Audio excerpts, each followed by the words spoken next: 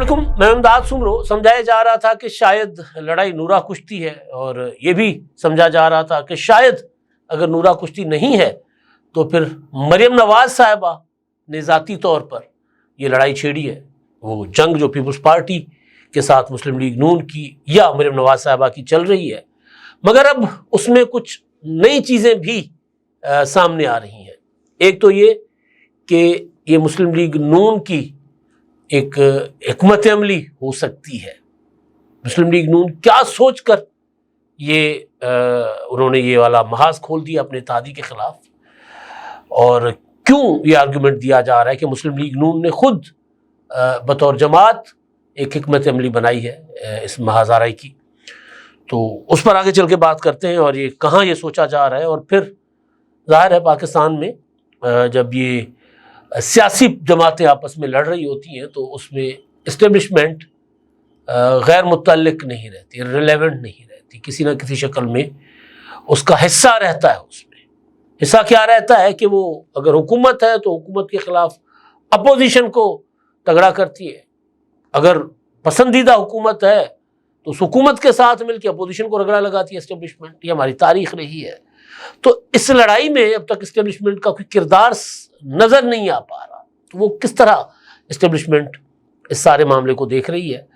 میں آج پھر پیپلز پارٹی اور مسلم لیگ نون یا مریم نواز اور مسلم لیگ نون کی لڑائی کا مدعا لے کر اس لیے بیٹھ گیا ہوں کیونکہ ایک تو یہ ہوا ہے کہ 4G برادرز، گیلانی برادرز، جو 4 گیلانی بھائی ہیں، یوسف رضا گیلانی کے صاحبزادے، ان کو پنجاب پولیس کی سیکیورٹی ملی ہوئی تھی، وہ واپس لے لی گئی ہے۔ اس پہ ایک پریس کانفرنس بھی کی ہے علی قاسم گیلانی نے، اور میری بات ہوئی جو سب سے متاثر بھائی ہیں 4G میں سے، 4 گیلانی برادران میں سے، وہ علی حیدر گیلانی، جن کو اغوا کر لیا گیا تھا 2013 کی الیکشن کیمپین کے دوران، اور 3 سال وہ افغانستان میں، پہلے پاکستان فیصل آباد اور ادھر ادھر قبائلی علاقوں میں، اور اس کے بعد افغانستان، اور 3 سال تک وہ قید میں رہے تھے۔ کئی بار خبریں بھی آئی تھی کہ جی وہ علی حیدر گیلانی جو ہے نا وہ انتقال کر گئے اس میں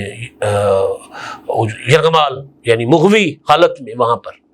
تو بہرحال اللہ نے ان کو زندگی دی، واپس آ گئے، متحرک ہیں، سیاست کر رہے ہیں، تو ان کی بھی سیکیورٹی واپس لے لی گئی ہے۔ میری تفصیلی بات چیت اس معاملے پر علی حیدر گیلانی کے ساتھ ہوئی ہے۔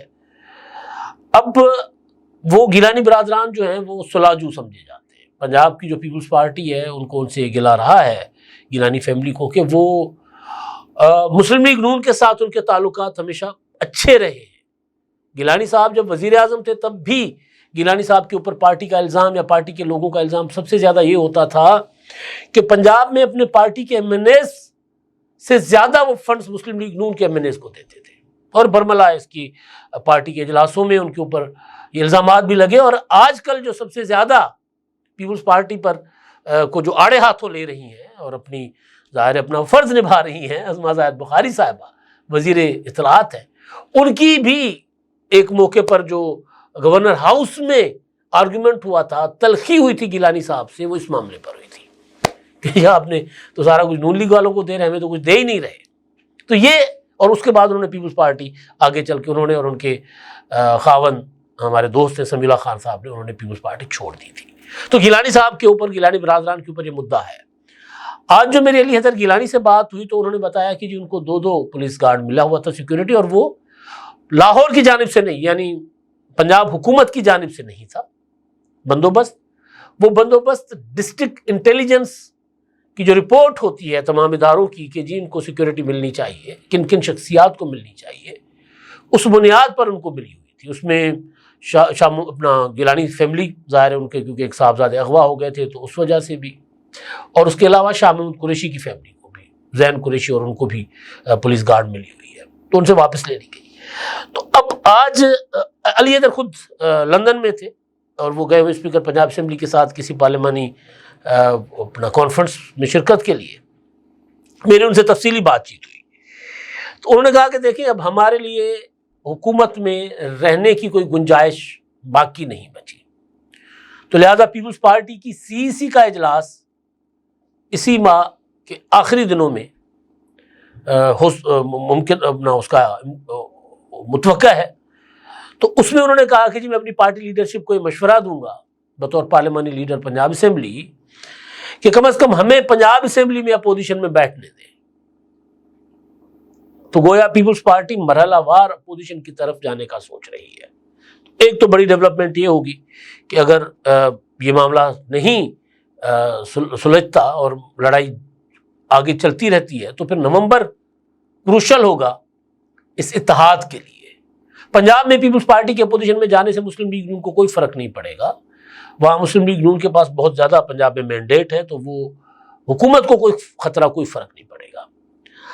اب آج کیونکہ منڈے ہے اور میری خبر یہ تھی کہ آج بھی پیپلز پارٹی ایوان کا واک آؤٹ کرے گی, اجلاس کا حصہ نہیں بنے گی, کیونکہ اب تو جو چیزیں جس طرف لے کر جائی جا رہی ہیں اس میں پھر پیپلز پارٹی کے لیے جو میرے سورسز کہہ رہے ہیں کہ بیٹھنا ممکن نہیں ہے. تو میں نے ذرا فون شون گھمائے اپنے سورسز کو, میں نے پتہ کرنے کی کوشش کی کہ مسلم لیگ نون کے بڑے جو ہیں وہ پیپلز پارٹی کے بڑوں سے رابطے میں ہیں کہ نہیں ہیں.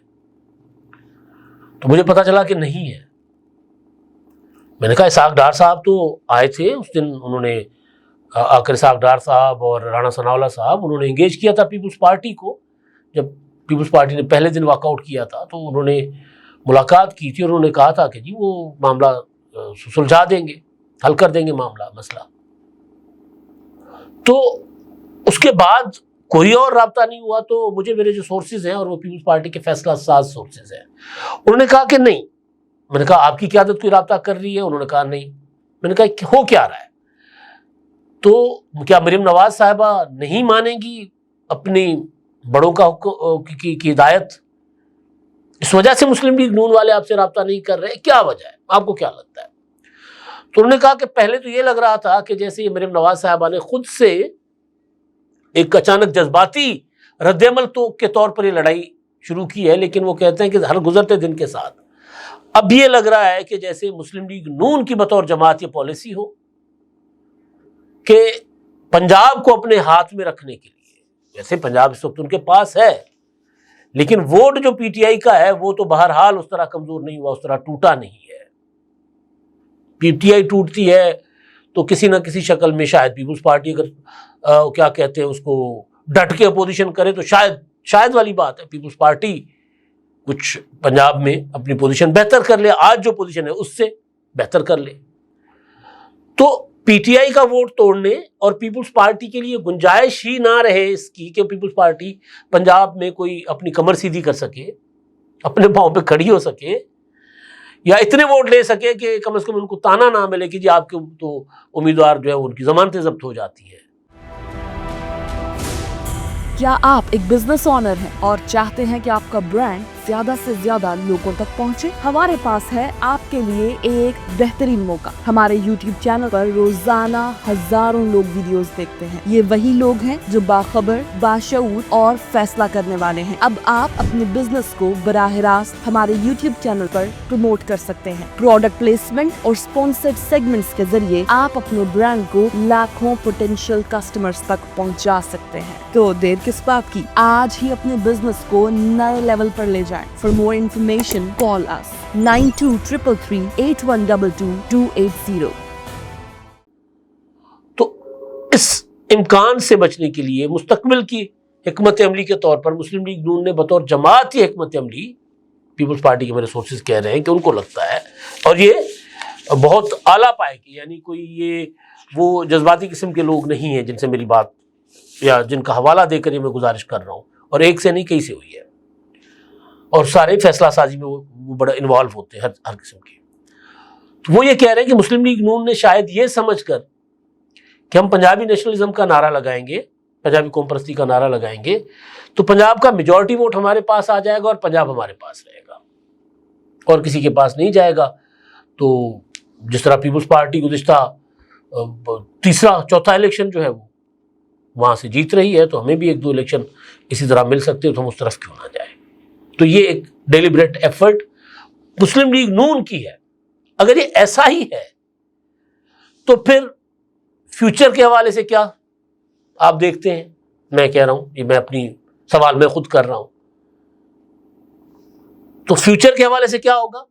پھر ظاہر ہے پیپلز پارٹی جو علی اظہر گیلانی کہہ رہے ہیں کہ ہمیں پنجاب میں اپوزیشن میں بیٹھنے دیں، تو مرکز میں اپوزیشن پہ چلی جائے گی پھر پیپلز پارٹی. اگر یہ ایک جماعت کے طور پر مسلم لیگ نون کی حکمت عملی ہے، اور اگر یہ مریم نواز صاحبہ کی ہے، اور مریم نواز صاحبہ اس معاملے سے پیچھے نہیں ہٹتی، یا ان کی جو ایک وہ جو آج صبح کے ولاگ میں نے آپ کو بتایا تھا کہ وہ کہتی میں کوئی روایات کی غلام نہیں ہوں، بے شک میرے بہت بڑے لیڈر ہیں، لیکن میں اپنا راستہ خود بناتی ہوں. تو اگر وہ اپنا راستہ خود بنانے کی اس پر دھن میں مگن رہتی ہیں، تو پھر بھی یعنی اگر مریم نواز صاحبہ کی اسٹریٹجی ہے، بطور جماعت مسلم لیگ نون نے ایسا کچھ حکمت عملی نہیں بنائی، تو پھر بھی نقصان تو بہرحال اتحاد کو ہونا ہے. تو پھر چاچا جی کی حکومت کا کیا ہوگا، یہ سب سے بڑا سوال ہے. تو بہرحال یہ میرے سامنے کچھ ڈیولپمنٹ تھی، میں نے آپ کے سامنے رکھی. آج ایک چیز جو پازیٹیو ہے اس سارے معاملے میں، وہ یہ ہے کہ عظمہ زاہد بخاری صاحبہ نے پریس کانفرنس کی ہے. باقی انہوں نے باتیں کی ہیں، لیکن وہ کارکردگی کی بات کر رہی ہے کہ جی میں آپ کو پنجاب گھماتی ہوں، آپ مجھے سندھ گھمائیں. بات بالکل ٹھیک بات ہے، کارکردگی کی بنیاد پر ایک دوسرے کا مقابلہ ہونا چاہیے. اصل سیاست تو ہوتی ہی یہی ہے.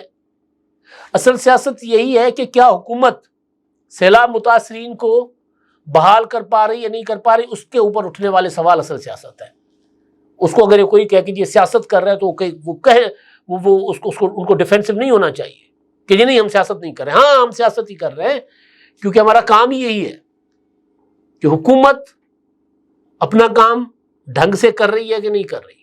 سیلاب متاثرین کو لاہور سے جو امداد بھیجی جا رہی ہے، وہ وہاں مظفر گڑھ کے، ملتان کے یا دیگر جو جھنگ کے، چنیوٹ کے متاثرہ اضلاع کی انتظامیہ ان تک پہنچا رہی ہے کہ گوداموں میں پڑی ہے، یا لاہور سے کچھ آ ہی نہیں رہا. یہ تو پولیٹکس، یہی تو سیاست ہے.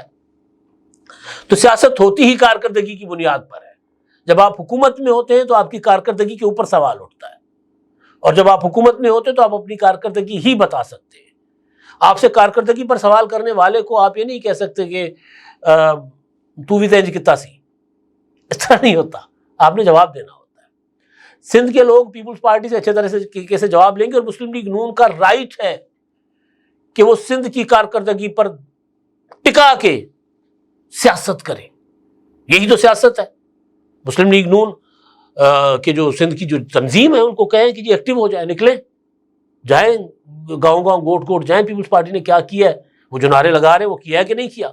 بالکل وہاں کی کارکردگی کو ایکسپوز ہونا چاہیے. اسی طرح پنجاب، وہ جو کہہ رہی ہے کہ جی میں آپ کو پنجاب دکھاتی ہوں، آپ سندھ دکھائی، یہی تو پولیٹکس ہے. لیکن ایک چیز جو غلط کر رہی ہیں عظمہ زاہد بخاری، ان کے ساتھ میرا بہت اچھا تعلق ہے، ایک چیز جو غلط کر رہی ہیں، تاریخ سے ناواقف ہیں یا جذباتی ہو کے کر رہی ہیں. یہ جو کچھ لوگ ٹرول کرتے ہیں نا بڑے عرصے سے، یہ مرسو مرسو مرسو مرسو شروع ہو جاتے ہیں. بھائی مرسو مرسو سندھ نہ دیسوں، یہ جنرل ہوش محمد شیدی کا نعرہ تھا. جنرل ہوش محمد شیدی آخری جو سندھ کے حکمران تھے، ٹالپور انگریزوں کے ساتھ جنہوں نے مزاحمت کی تھی، اس مزاحمت کے وہ جرنیل تھے، اور انہوں نے یہ نعرہ لگایا تھا کہ ہم مر جائیں گے مگر سندھ پر قبضہ ہونے نہیں دیں گے. یعنی جیتے جی آپ ہمارے جیتے جی انگریز گورا سرکار سندھ پر قابض نہیں ہو سکتی، وہ نعرہ ہے. تو عظمہ زاہد بخاری صاحبہ کو چند ٹرول سے متاثر ہو گئی ہے، پتہ نہیں کیا ہو گیا. کو نہیں کرنا چاہیے کسی بھی، مطلب یہ وہ جو لوگ اس طرح کی ٹویٹس وغیرہ کرتے ہیں، ان کی نظر میں رنجیت سنگھ ہیرو نہیں ہے، ان کی نظر میں راجہ پورس ہیرو نہیں ہے.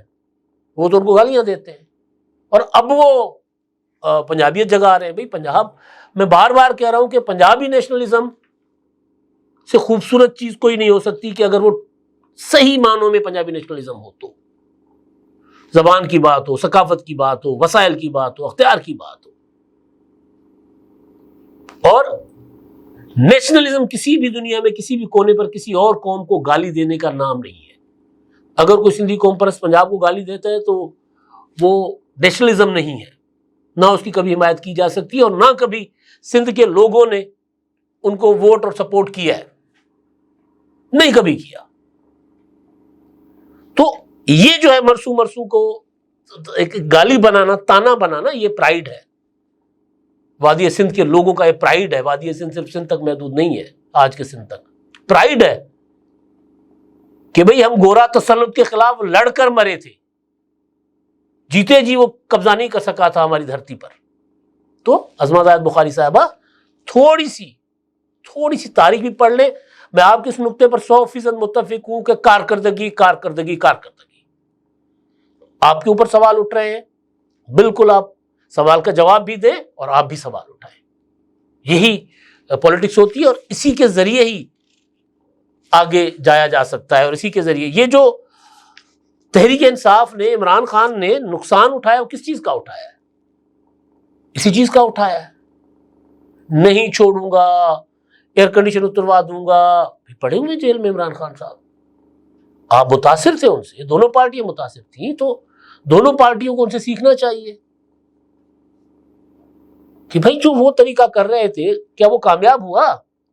کیا وہ 4.25 سال نکال سکے؟ نہیں نکال سکے.